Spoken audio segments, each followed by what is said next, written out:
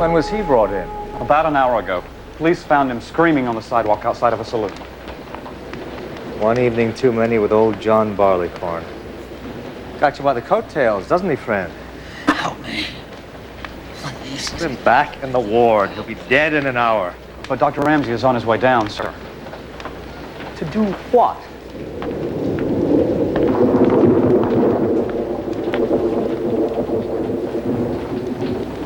Hurt here? Take him inside. You don't honestly believe you can do anything for him? What, you mean him? Don't you mean it? The man's got peritonitis. That appendix. But he is a will burst man, inside Doctor, of a so let half us hour. treat him as a man and not as a potential cadaver. You listen to me, Ramsey. This isn't one of your mud-floored medical court tents. We have discipline here, thank God, and some sense of priority. Don't you think for a minute you can bring your battlefield manners in here? I learned more medicine in those bloody tents and in a dozen bloody meadows from Chickamauga to the Second Bull Run than you have in your whole fat, posturing comfort of a lifetime. Now, my anatomy class is waiting for me to remove an appendix. Should you be hurt during that surgery, I'll have you wheeled in, and the second offending organ to be removed would be your tongue.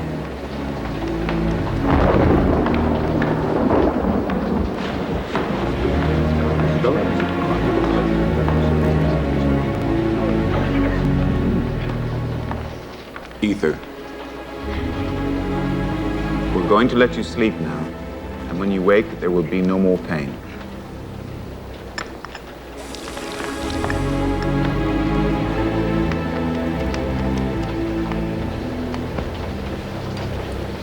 You'll note, gentlemen, the symptoms. Gray, sweating, full of fever. Severe pain on the right side. The location suggests appendix, the color and pain peritonitis, which makes the removal of the appendix imperative. And judging by the nature of the poison, carries with it very little chance of survival. Appendix removed. Infection drained. Tissues cut away, sutures in place. Unfortunately, we've done all we can. You, the hyena. Me, Doctor? I want you to share the joke with us. It wasn't exactly a joke, Doctor. I was just commenting. I want to hear the comment. Well, it's just that old thing about, about the operation being successful and, the patient dying. Death can be tragic, premature, violent, unexpected, and sometimes merciful. But if you ever find it funny, my young friend, you shouldn't be in a hospital. You should be in a cage. Dr. Ramsey? He's gone.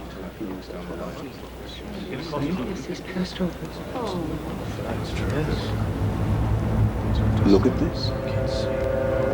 Look at this cicatrice here. That's a depressed skull fracture. Massive trauma. 10, 12 inches long. God knows how many years old. What's it mean, Doctor? It means this man should have died years ago. No one could have survived this. Do you know this man? His name's O'Neill, sir. Charity case. He said he came from Yarmouth Village. Where's that? On the coast, about 80 miles from here.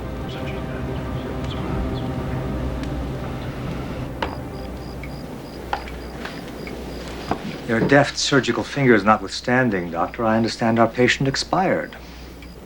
Reinforcing your view, Doctor. That the frail person is no match for the pale rider. That's the part of you, Ramsey, that I find so difficult to live with. This constant preoccupation with giving battle to death, as if it were your personal responsibility. I'll put aside your insubordination, your willfulness, your impatience, and even your monumental temper. And I'll even allow for the fact that you happen to be a damn fine surgeon. But was it the war that left you so emotionally knotted up? So obsessed with the idea that maintaining life was your special province?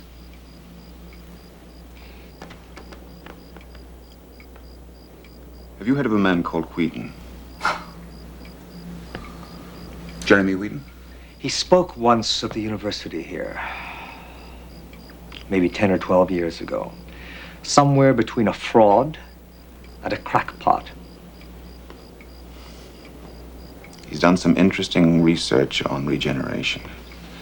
And then he disappeared. A small loss to the scientific community. But he came from Yarmouth Village. So? The deceased, O'Neill, he came from Yarmouth Village. My God, a coincidence. But of what consequence? O'Neill suffered a skull fracture. Massive. With a width and depth so appalling, he could not conceivably have survived it. So what's the connection? My preoccupation. My obsession, Dr. Amy's, has been titillated. And I'd like to go to Yarmouth Village to see if there's a connection. Dr. Benjamin Ramsey is a man on a mission. Said mission involving a declaration of war on an enemy that has never been defeated. The enemy is death, and Dr. Ramsey will soon discover that trying to overcome it may not be the most prudent of courses, especially when the battle is waged in the Twilight Zone. Whoa! Don't meet with your approval? It don't? Well, sir, the sheets is clean, the food's passable, and the rates are within reason. And, if you're a mind to bring a lady up to the second floor.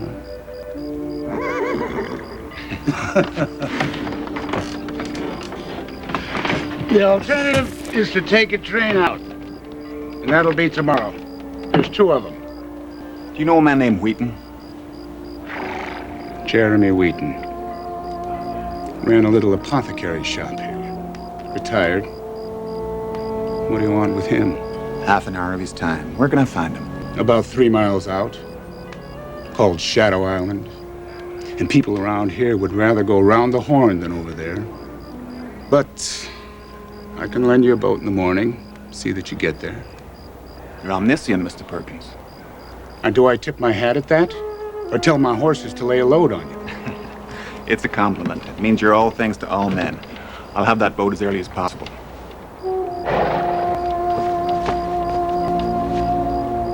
You got it. Omniscient as hell, ain't I? Without a doubt, Mr. Perkins.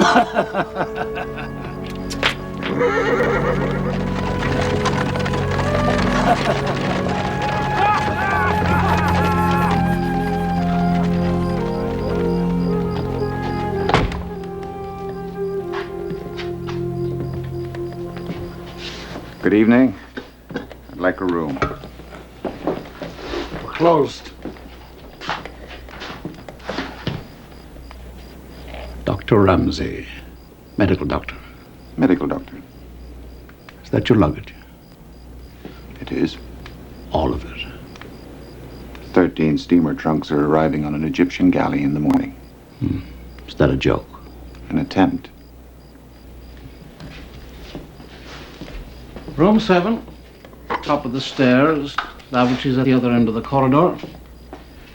That will be $3 in advance. I think I'll have a drink before I turn in. Maureen? What'll it be, sir? Whiskey in a tumbler. You come in on the train?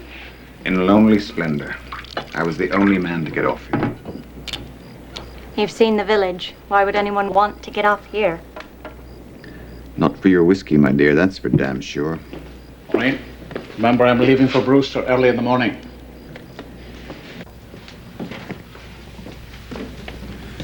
Tell me, does a Jeremy Wheaton ever come in here? In here? Hardly. Wheaton lives on the island. So I've heard. What does he do there? Do there? Why, I guess not very much. He's a cripple, had a terrible accident. Stays out there pretty much by himself. There's a niece that looks after him. She comes over every now and then shopping. What about a William O'Neill? There's plenty of O'Neills around here. Well, this is a dead O'Neill. I performed surgery on him last week in Boston. Plenty of dead O'Neills as well. Fact is, we don't truck much with people from the island. They ain't our sort, including Wheaton. I see. Well, good night, Maureen.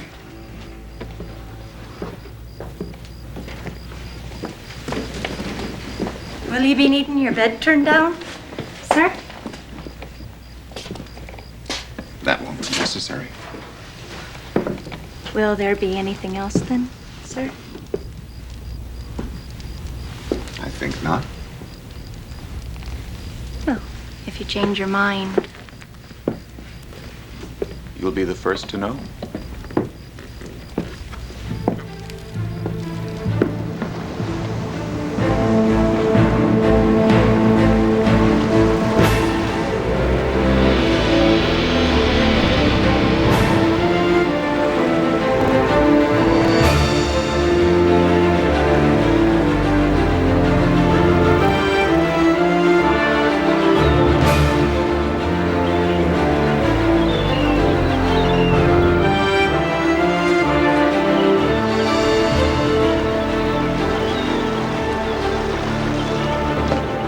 know the board? No.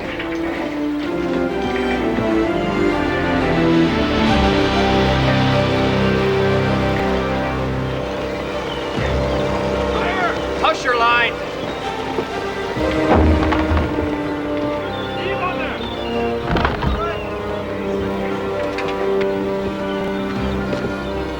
That's good, that's good.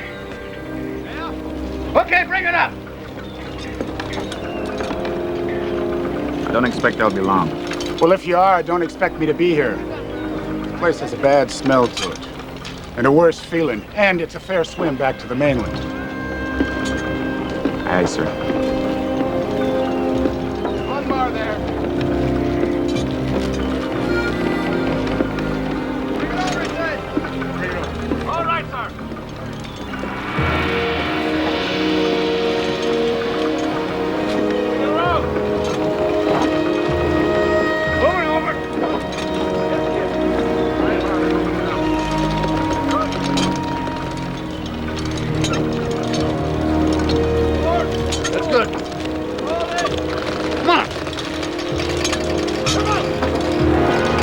Watch it! Quickly, quickly! Get it, Dolph! Hurry! Ready? Push it! Well, hold on now. This man is dead. Too late. Take it up! If you're a minister, mister, give him the blessing and get the hell out. Where might I find Jeremy Wheaton? Mr. Wheaton doesn't see too many people. He's not feeling too well. Didn't ask you his social habits or his condition. I just want to know where I can find him. The big house at the end of the road there. I'm obliged.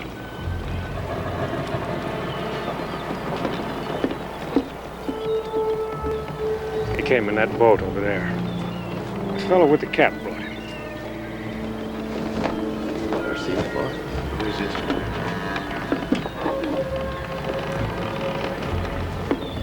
Here. Hey, man. Give it out of you.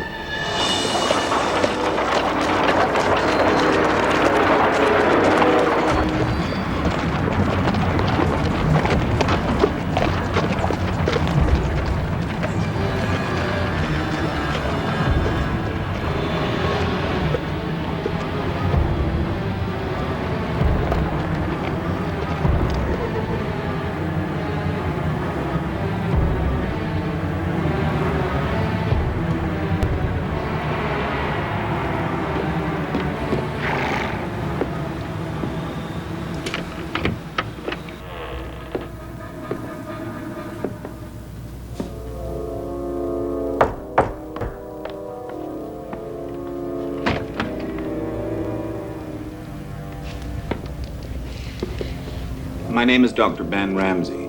I've come to speak with Jeremy Wheaton. My uncle is napping at the moment, Doctor.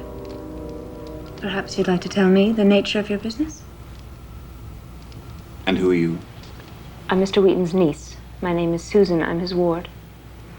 You live here? That surprises you? Well, it's a little big, a little old, a little isolated. I like space. I respect age, and I'm not particularly social. Sociability is not one of the major character traits of this island. Then why stay?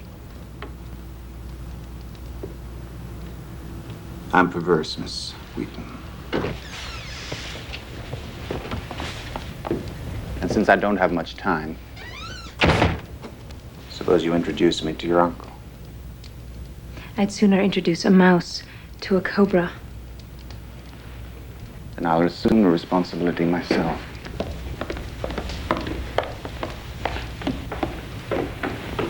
Dr. Ramsey.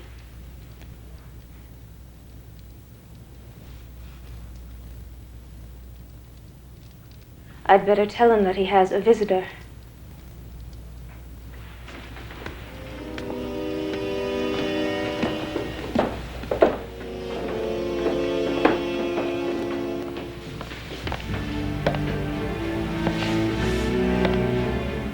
You'll find him the least sociable of anyone you've met so far.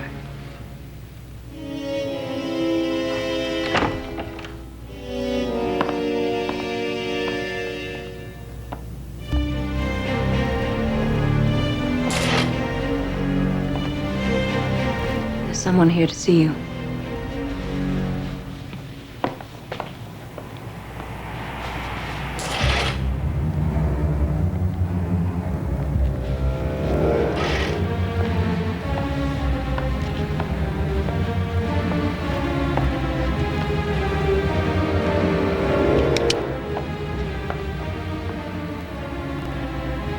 God be with you.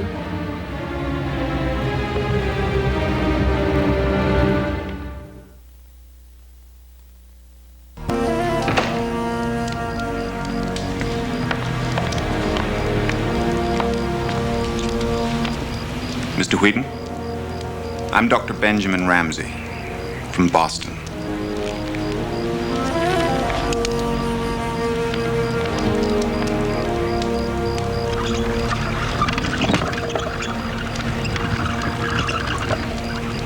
From right there will do. I'll be able to hear you. Deafness doesn't happen to be one of my afflictions. Nor is leprosy one of mine. Would this be sufficiently antiseptic for you, Mr. Wheaton? A proper buffer against germs, but a damned easy range for a derringer or a dagger. Do I look like an assassin? Why are you here? I happen to be a surgeon. Oh, is that supposed to reassure me, Dr. Ramsey? Let me tell you something. I'm not unfamiliar with surgeons. Observe the handiwork of one of your colleagues. What a slicing similarity there is between your illustrious surgeons and the ordinary butcher. And the blood on his apron is from chickens and veal cutlets, while you, gentle healers, deal in arms and legs. You, I dare say, have chopped off a leg or two in your illustrious career. Sadism happens to be a prerequisite of surgery, Mr. Wheaton. I'm surprised you didn't know that. I'm currently writing a textbook called Maiming for Pleasure. Now get on with it. There must be some point to this intrusion. A patient of mine, William O'Neill. I know him. You knew him. He died on my operating table. The Lord giveth, and the surgeons taketh away. So? He had an inflamed appendix, peritonitis. He came to me far too late. The point of the intrusion, Mr. Wheaton, is that this man suffered a skull fracture some years before. A scar on the back of his head attested to it, and it had never been treated. The point, sir, the point. No one could survive that kind of skull fracture. I thought, since you knew O'Neill, you could inform me as to the nature of the injury. when it occurred and how. Short of that, I'd be at least doing some service to the deceased since no one claimed his body by informing someone of his death. Oh, a charming courtesy, also pointless. You comfort the dying, Doctor. You don't run errands for them. Is there something else? I wanted to find a connection, Mr. Wheaton. Any connection between you and the deceased. I was hoping you'd give me one. All I can give you are the directions to Boston. You go back to the mainland, and then you turn south along the coast. Dr. Ramsey?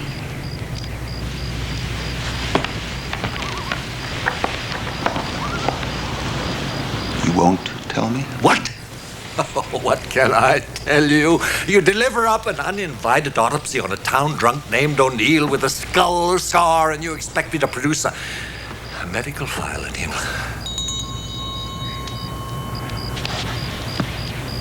I'll give you the tenuous connection, Dr. Ramsey. I ran an apothecary shop in Yarmouth Village, and several times when Mr. O'Neill was falling down dead, drunk, I gave his family bandages to wrap up the cuts and the bruises. And there you have the connection.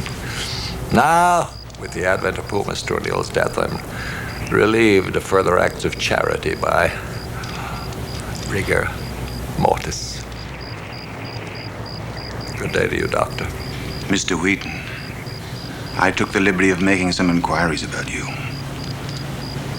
You closed that apothecary shop, I understand, some 10 years ago after a railroad accident. But during that time and before, you did considerable experimentation in the field of tissue regeneration. I did a lot of research on that phase of your activities. My God, how inquisitive men waste their perishing time. All this comes to you by way of research, Doctor. Trivia. Available to you from any gossip in the village street, much as he'd give you direction to the local cat house. Yes, I gave up the apothecary shop, and yes, I lost both my legs.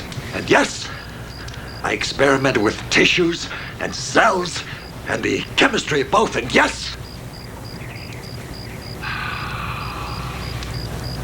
my dear Doctor, this interview is at an end. Please go out the same door that you came in. I don't know what I expected to find here, Mr. Wheaton, but I thought there would be something. A clue, perhaps, as to why the people of Yarmouth Village hate this island. The people of Yarmouth Village are a breed of dreamless, ignorant peasantry who go from cradle to grave, smelling of fish, leaving behind a legacy of superstitious garbage greedily stored up during a lifetime of boredom. So I see you have a weakness for fantasy, Dr. Ramsey. Black magic, witchcraft, poltergeism. If any of this kind of trash titillates you, you'll get your craw full of it in Yarmouth Village.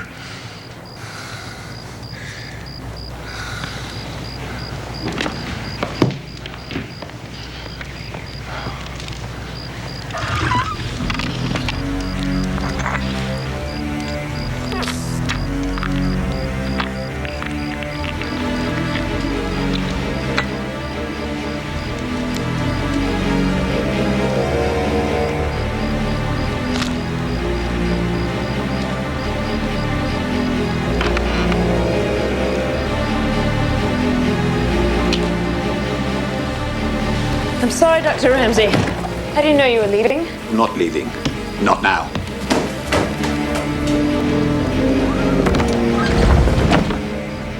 Black magic, Mr. Wheaton, does not titillate me. But down in your parlor, sir, I have just observed a dead man walking. Now I want to hear from you. Why he's here, why he's alive and out of bandages. What was it you dispensed in that apothecary shop?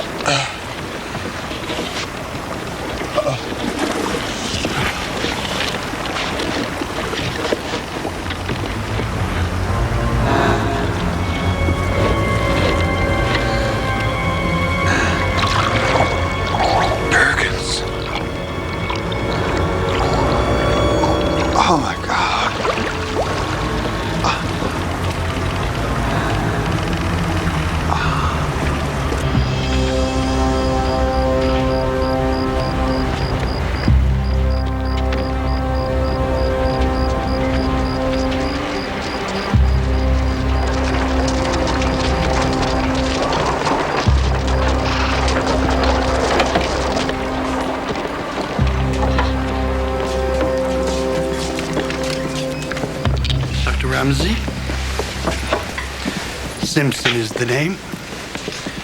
Acting magistrate of the village. Well, acting magistrate Simpson, let me buy you a drink. I'm on duty, sir. I've just had occasion to witness the body of the lately deceased Ezekiel Perkins. A man I understand is known to you? Don't run around the barn with me, acting magistrate Simpson. Just say what it is you have in your mind. Well, sir, we only have your say in the matter. You have a body across the street with his skull caved in and a gallon of water inside his lungs. The results, sir, yes. The results we have, but as to a witness, we are sadly enough devoid of a witness. So I must assume, in the interest of closing this case, that his assailant or assailants are unknown to us. Would that satisfy you? Does it satisfy you? What else can we do? We are a small village, as you can see. We have no regular police force, no prosecuting officers. We haven't the means to pursue this case. Mr. Magistrate, all that is required is one semi-buoyant rowboat to take you over to that island and start investigating. Dr. Ramsey, you are a stranger here, so it follows that you are quite unaware of the local custom, certain superstitions, you might call them. We have found it to be of benefit to ignore the doings on that island. In point of fact, it is out of our jurisdiction anyway. So with no offense to you, Doctor, may I suggest that you too stay clear of that place? How in the name of God can you sit here on your benighted behind when things are going on that island, things to do with life and death, and just ignore it? They can kill and they can resurrect. I have to know why and how. What do you intend to do, Doctor? I ask you that question in my official capacity. Your official capacity, Mr. Magistrate, is obviously to stick your fat head in the sand. As to what I intend to do, since it will be without your help, will also be without your knowledge.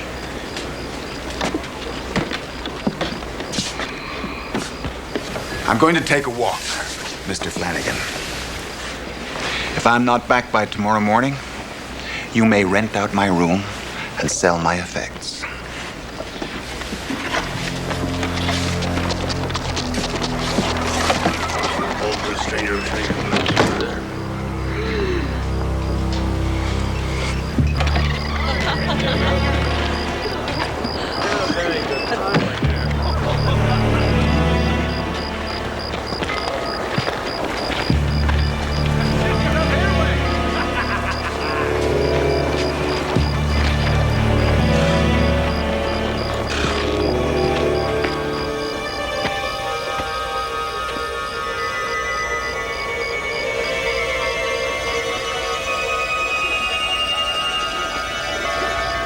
Sweden.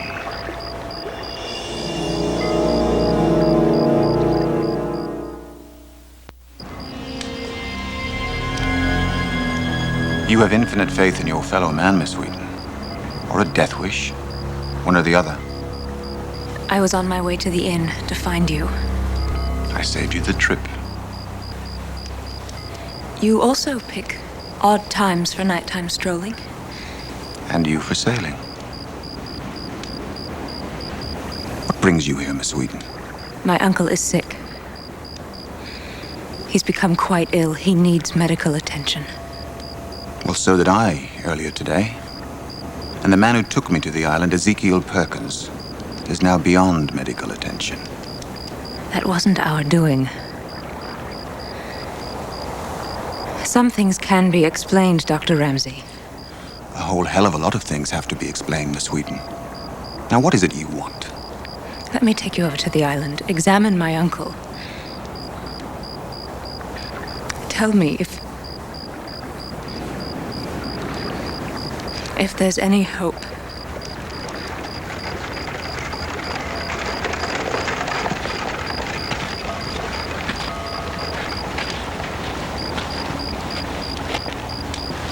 There is always hope. There rarely is, in my experience. In my experience, hope may be the only eternal thing on the face of the earth.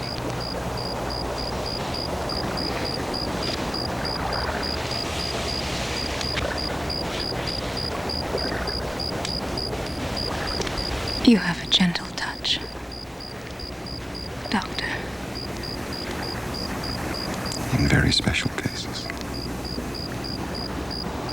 In very special cases, I can respond to it.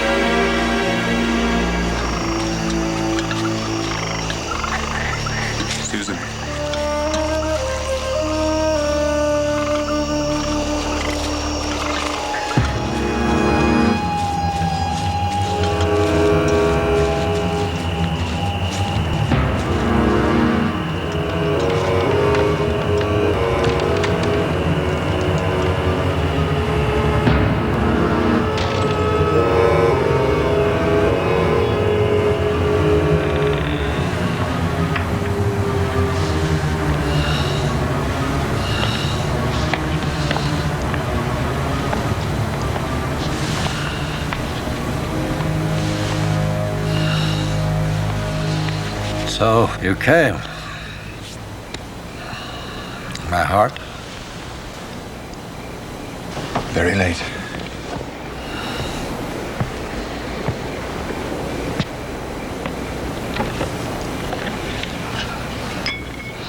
Shall I be alive in the morning? If I were a betting man, Mr. Wheaton, I would say the odds were 2-1 in favor of you eating breakfast. About even for lunch. And very much against you for dinner. It was a sizable heart seizure. I judge not the first. Take this. 5th, 6th, perhaps 7th.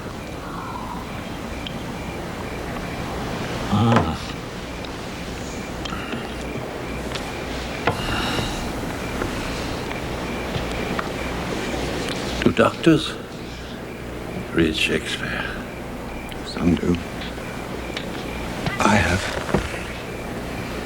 I'm reminded of what Julius Caesar said about death. Of all the wonders that I yet have heard, it seems to me most strange that men should fear seeing that death, a necessary end, will come when it will come. However, it is one thing, my dear young doctor, to accept death. It's quite another to beckon to it, to invite it in. You have to give battle to it. You, I take it, have? Yes.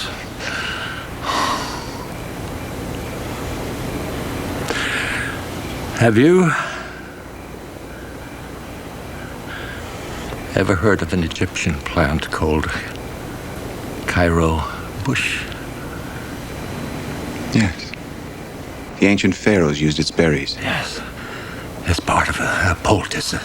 It had incredible healing properties.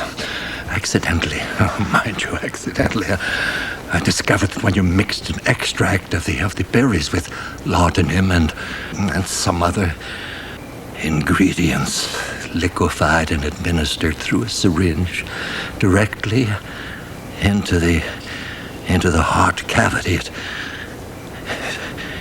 re-energized the heart and stopped flesh decay. It brought back life. If you walk around here, Doctor, you'll notice that there are no new gravestones, no recent tombstones, none at all. No need for graves, Doctor, in a place where the dead walk. How many? 3/4 of all the people on this island, 200, 300, all living, breathing, walking, talking, because, like you, Dr. Ramsey,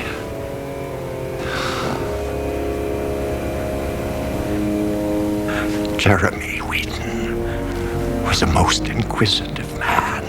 Are you telling me that you inject a hypodermic into a corpse? If the injection could be administered within 15 minutes of death, I could restore life.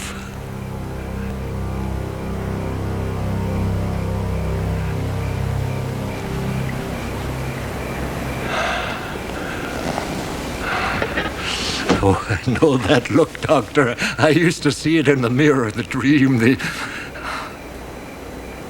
elusive dream. Maybe just to relieve the nightmares.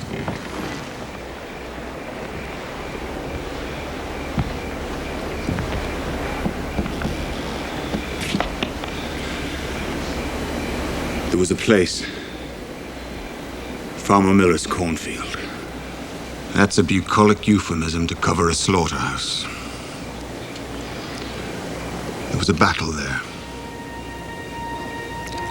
Long rows of ripe corn, and behind them long rows of men. The rifle and artillery were like a scythe running through those lines. And afterwards, in the rain, the wounded lying there. 400, 500, 600 men. It was a cry like the wind. A moaning, wailing cry.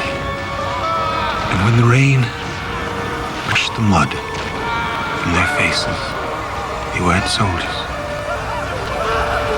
They had a downy good children. Boys playing a terrible game.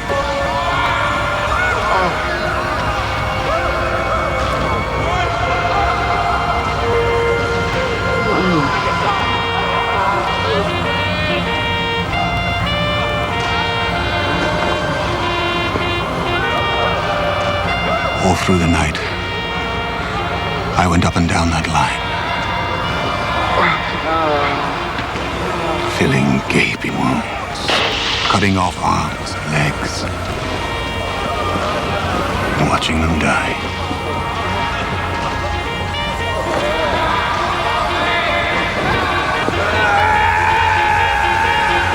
God, how they died. God, how they died.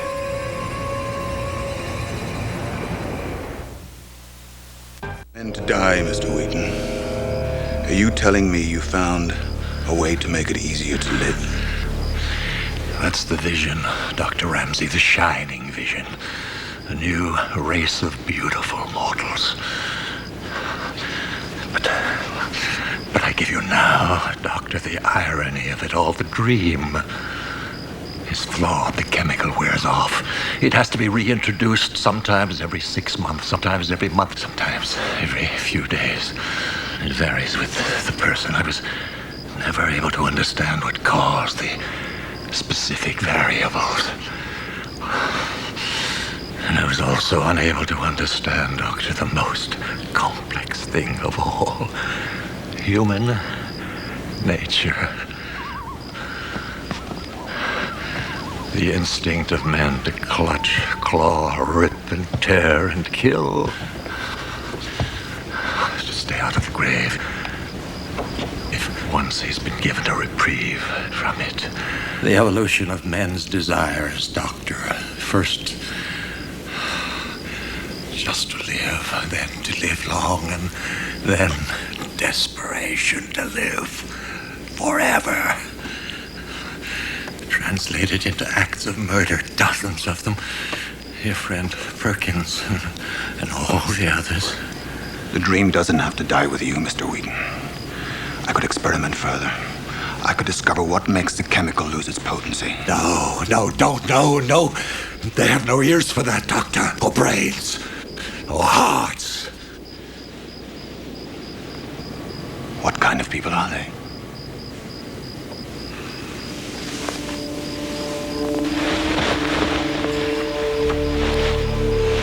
You're looking at what kind of people they are.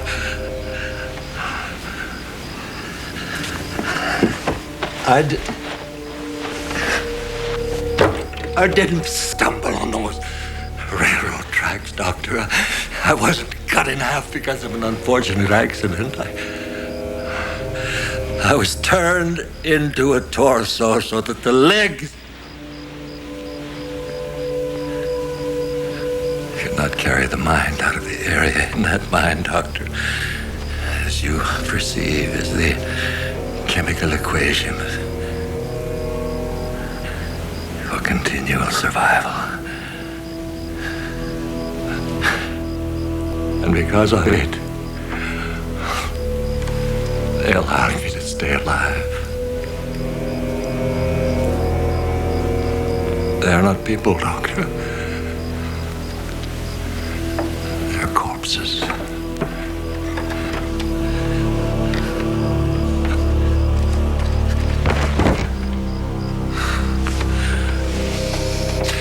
I've been injecting them with water for the last month and a half. The beautiful people will shortly turn into what they should be. It's imperative. Imperative, my dear doctor, that you're not on the island when they realize it. The psychology of the mob, the bestiality of the jungle animal. And there you have Shadow Island from this moment on.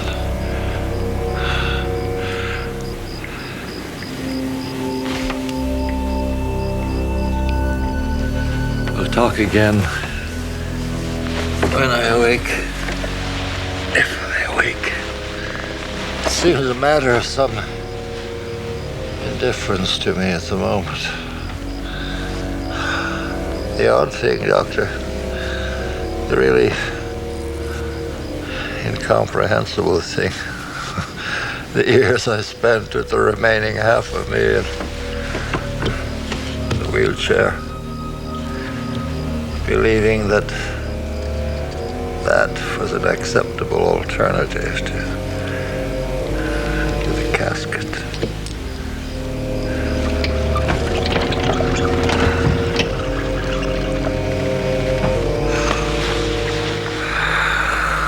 It seems to me most strange that men should fear seeing that death, a necessary end, will come when it will come. And this is strange. A strange sweetness to it.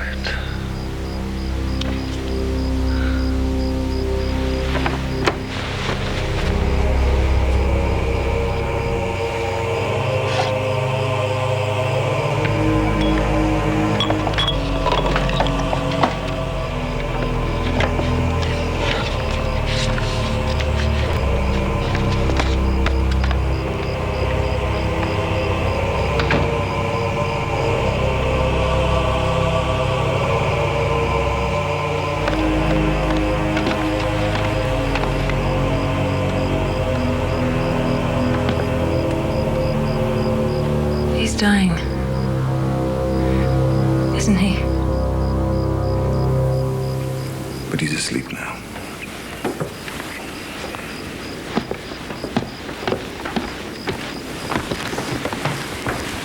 He told you everything? I presume everything. Your uncle didn't keep any diary, journal, notes of any kind. He wouldn't have dared. His only guarantee of survival was that he alone knew the secret.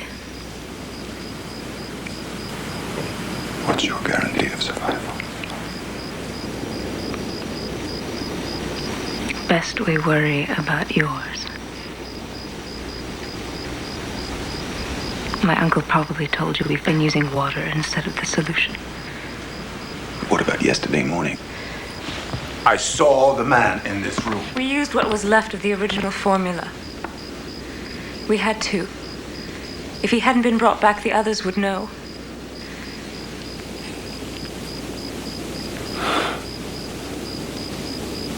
Who will believe me, Miss Wheaton?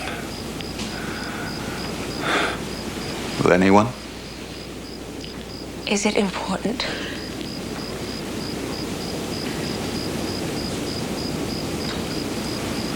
I'll tell you what's important. The whole of mankind died tonight in a bedroom.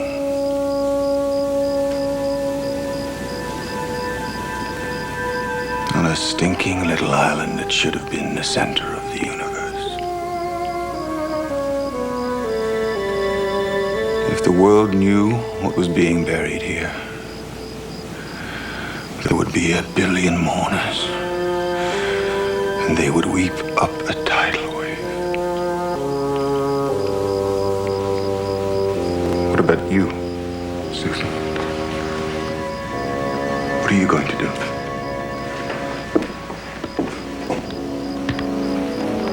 You can't stay here. Susan, your uncle and 3/4 of this island would be dead by tomorrow night.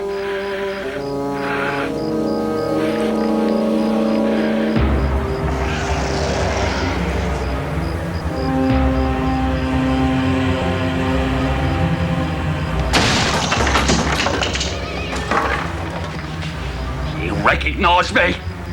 You're Mr. Bainbridge. My sister didn't recognise me. Bolted the door on me, screamed and locked me out. Something's happening. I have to see Wheaton. Mr. Wheaton is too ill to see anyone. And you must give me the injection. I can't, Mr. Bainbridge. There's nothing left. Make some more. Have Wheaton make some more. Mr. Wheaton's dying. Nobody dies. Nobody dies! Nobody dies!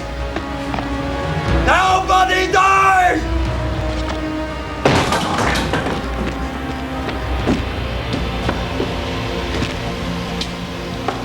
Wait. You're feeling unwell, Mr. Bainbridge?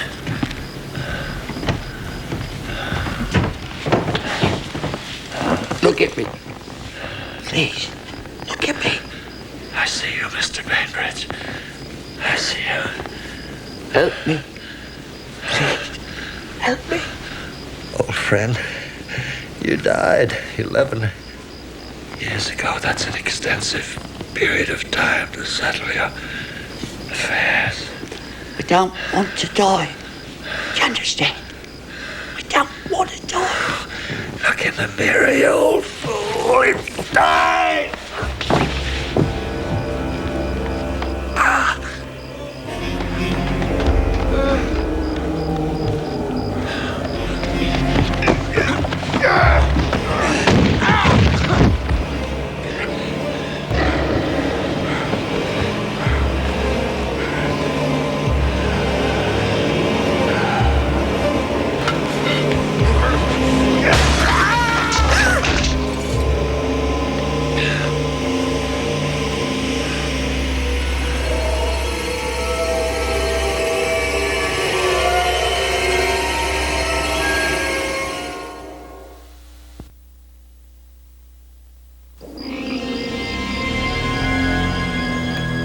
Susan. My dear Susan.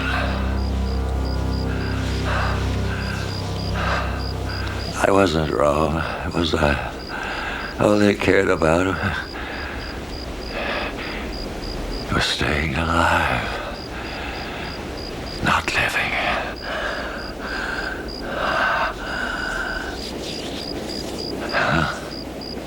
All I leave behind is cemetery. What a miserable legacy for you. An old house on a dead island.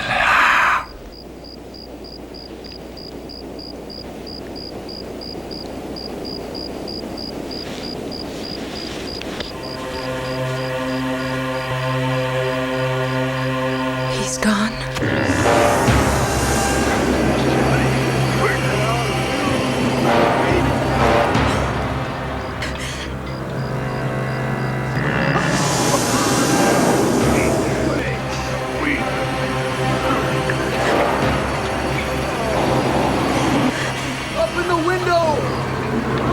We've got to leave now.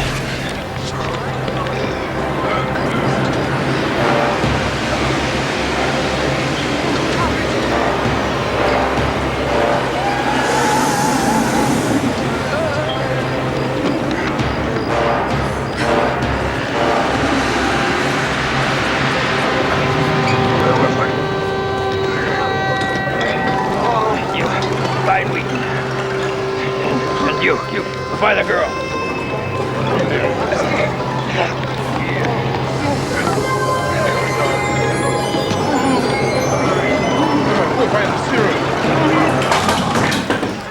He's dead.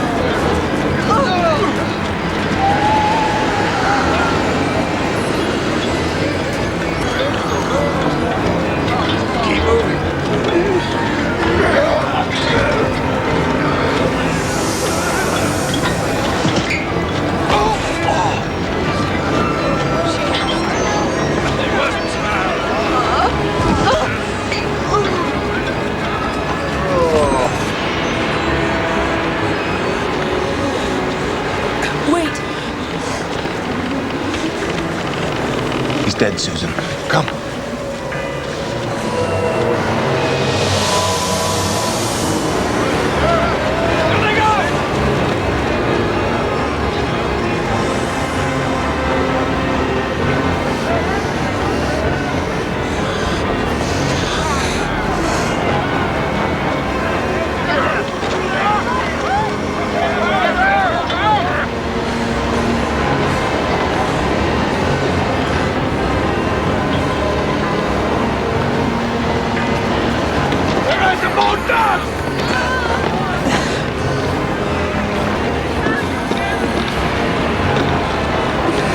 Ramsey, look out!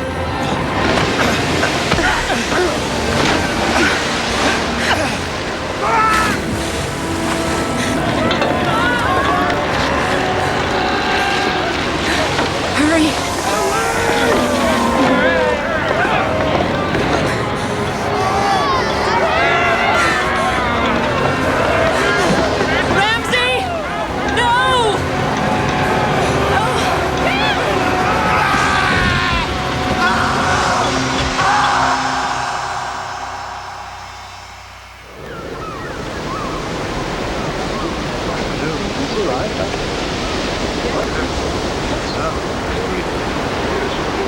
Where's that doctor that left me?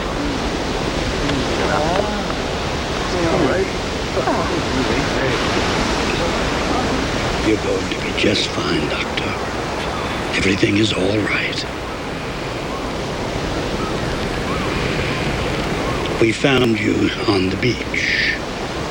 We all assumed that you had been to the island. Where's the girl? Susan Wheaton.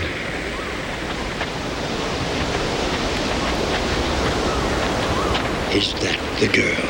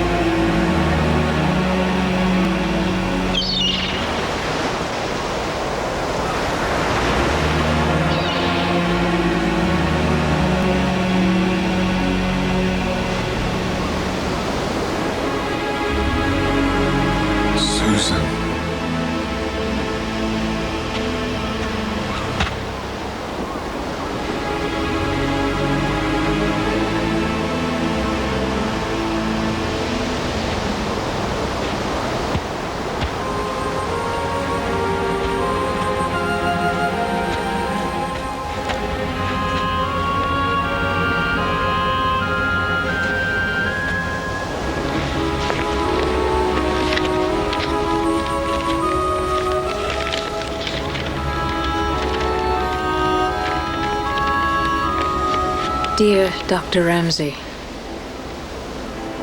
as you probably know by now,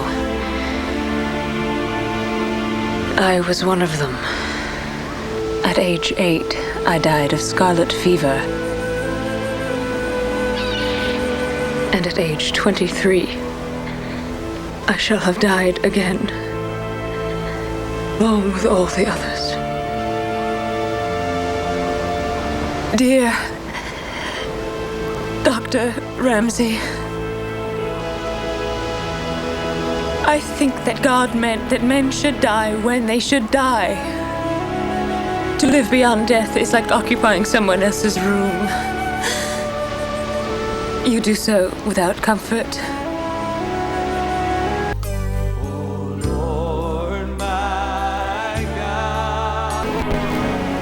Have a good life, Doctor. A long life. And one full of love. And when death comes, think of it as going to sleep after a long and trying day. This is how I accept it. Because it's been a long and trying day.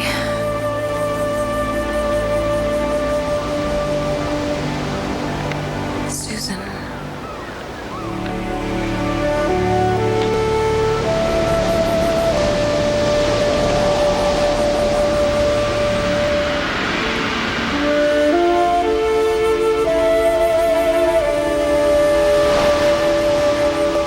Doctor? Dr. Ramsey? I was wondering if you'll be having dinner with us tonight. Dinner? Of course. Dinner.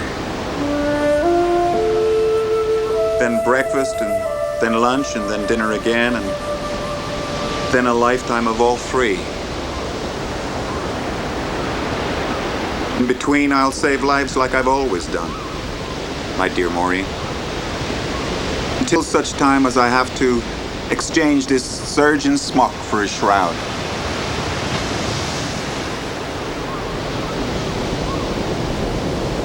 Say some future scholar or some hopeful idiot like myself should come along and ask you what went on Shadow Island. What would you tell them? Tell them? Why, what's to tell, Doctor? Nothing went on that I know of. Nothing at all. You're quite right. Nothing.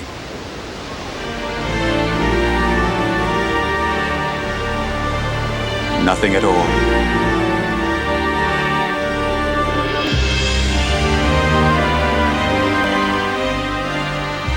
Quotation from the Bible, the book of Ecclesiastes. To everything there is a season and a time for every purpose under heaven. A time to be born and a time to die. To which Dr. Ramsey might add, and death will come despite the misguided efforts of men to delay or prevent it, even in the Twilight Zone.